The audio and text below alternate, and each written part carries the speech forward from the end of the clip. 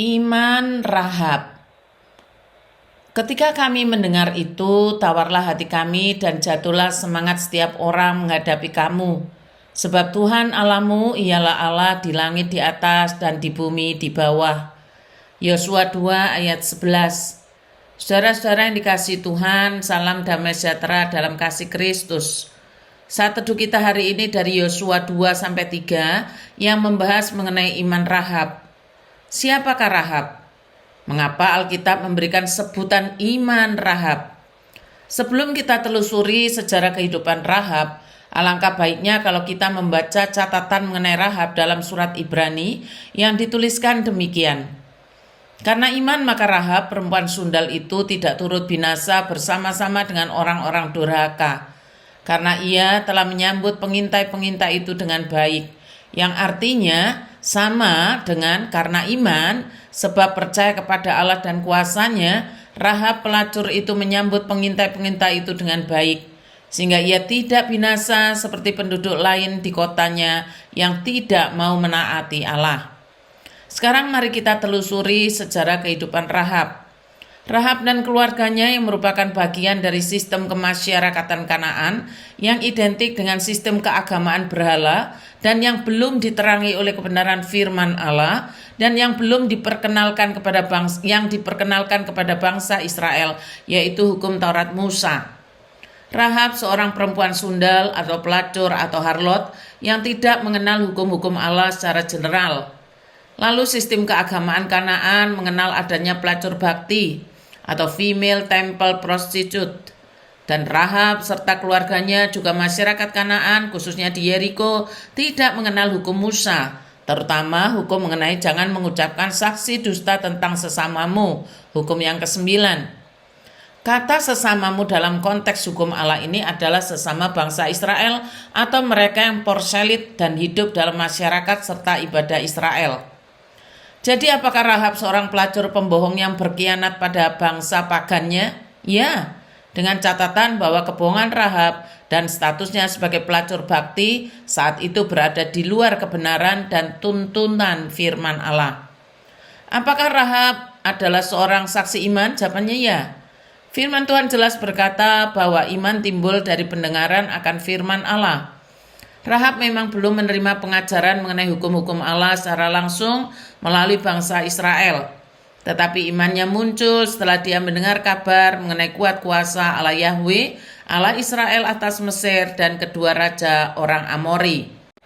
Bukan hanya Rahab dan keluarganya ketika mendengar kabar itu, tetapi Raja Yeriko dan penduduknya pasti juga mendengar. Tetapi Rahab memutuskan untuk mengakui Allah Yahweh, Allah Israel, adalah Allah di langit di atas dan di bumi di bawah. Pengakuan ini jelas menunjukkan bahwa Rahab ingin dibebaskan dari sistem keagamaan kafir Kanaan yang menyembah Allah-Allah lain yang bukan Allah Israel. Di titik ini bisa dikatakan bahwa inilah masa transisi Rahab yang ingin beralih dari kehidupan sistem agama penyembahan berhala Kanaan yang identik dengan aktivitas seks bebas kepada sebuah iman percaya dalam nama Allah Yahweh, Allah Israel.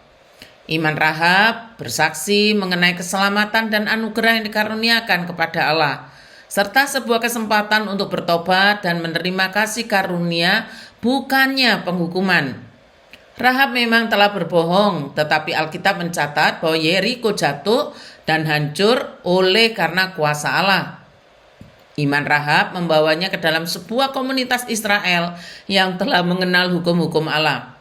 Dan Rahab pastinya menerima pengajaran ini, lalu hatinya telah diterangi akan lebih memahami bahwa kebohongan, zina, dan free sex adalah dosa di mata Allah, bukannya sebagai suatu pembenaran atas dalil apapun juga. Sekarang apa hubungannya Rahab dan misi Yosua? Misi pertama Yosua menaklukkan tanah Kanaan adalah menyiapkan penyerangan ke kota Yeriko.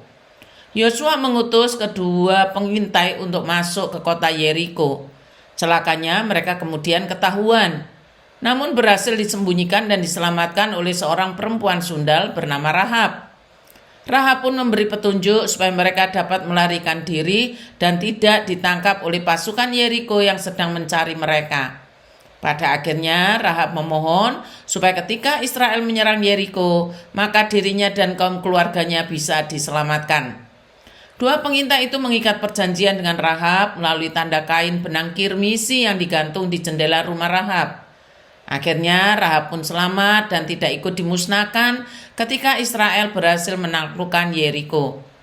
Hal yang dilakukan Rahab lebih dari sekedar permintaan agar jangan ikut dibunuh bersama seisi kota Yeriko.